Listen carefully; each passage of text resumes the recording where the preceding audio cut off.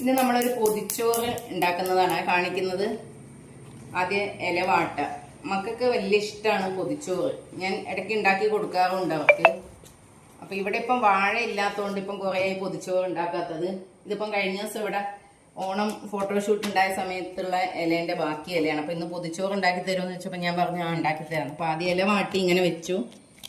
എന്നിട്ട് ഇതാ കുറച്ച് ഉപ്പുവെള്ളം കുടയുമല്ലോ ഇലയിൽ. ചിലർ വെളിച്ചെണ്ണയും ഉപ്പും കൂടെ ആക്കിയിട്ട്, ഞാൻ ഇവിടെ വെള്ളമാണ് തളിക്കുന്നത്. അപ്പം ചോറ് എത്ര നേരം ലേറ്റ് ആയാലും കേടാവില്ല എന്നൊക്കെ പറഞ്ഞിട്ടാണ് അങ്ങനെ ചെയ്യുന്നത്. ഒരേ ഇലയുള്ള ഇവർക്ക് 2 പേർക്കുള്ള ഭക്ഷണമാണ് ഞാൻ ഇതിലേക്ക് വെക്കുന്നത്. എനിക്കും ഇഷ്ടമാണ് പൊതിച്ചോറ്. ഇവർ കഴിക്കുമ്പോൾ 2 പടി എനിക്ക് എന്തായാലും വാരിത്തരും.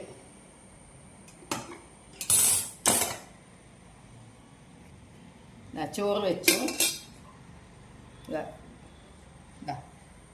ചമ്മന്തി, മുട്ട പൊരിച്ചത്, ഉപ്പേരി, എല്ലാം 2 പേർക്കുള്ളത് വെക്കണ്ടേ. ഉപ്പേരി,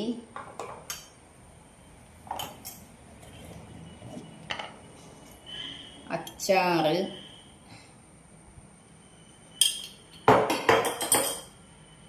ഇതാ വെള്ളനാരങ്ങ അച്ചാറുണ്ടത് കഴിയാറായി. പക്ഷെ മക്കൾക്കത് വലിയ ഇഷ്ടമാണ്. ഇതാ അതും കൂടെ വെച്ചു. പിന്നെ ഇതാ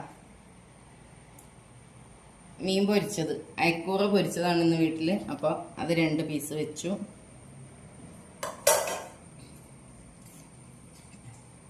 ഇനി പൊതിയട്ടെ ഞാൻ.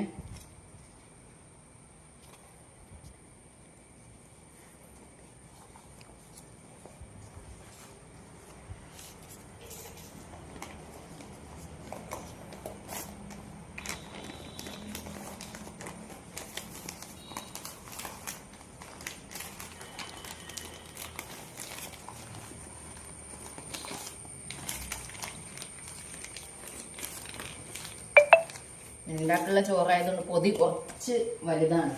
ഇവിടെ പൊതിഞ്ഞ് സെറ്റ് ആയിട്ടുണ്ട്. ഞാൻ മറ്റേ ലോക്ക് ചെയ്യുന്ന രീതിയിൽ പൊതിയുന്നില്ല, കാരണം കുട്ടികൾക്ക് കഴിക്കാനല്ല, നമ്മൾ പുറത്തേക്ക് കൊടുക്കുമ്പോഴാണ് പൊതിഞ്ഞ് ലോക്ക് ചെയ്യേണ്ടത്. അപ്പം ഞാനിത് ഇങ്ങനെ തന്നെ വെക്കട്ടെ. ഇങ്ങനെ വെക്കട്ടെ. എന്നിട്ട് കുറച്ച് കഴിഞ്ഞ് ഇവർ കഴിക്കുമ്പോൾ ഞാനത് ഓപ്പൺ ചെയ്ത് കാണിച്ചു തരാം. ഇതാ മക്കൾ 2 പേരും പൊതിച്ചോറ് ഓപ്പൺ ചെയ്യുന്നുണ്ട്. അവരിപ്പോൾ കഴിക്കും.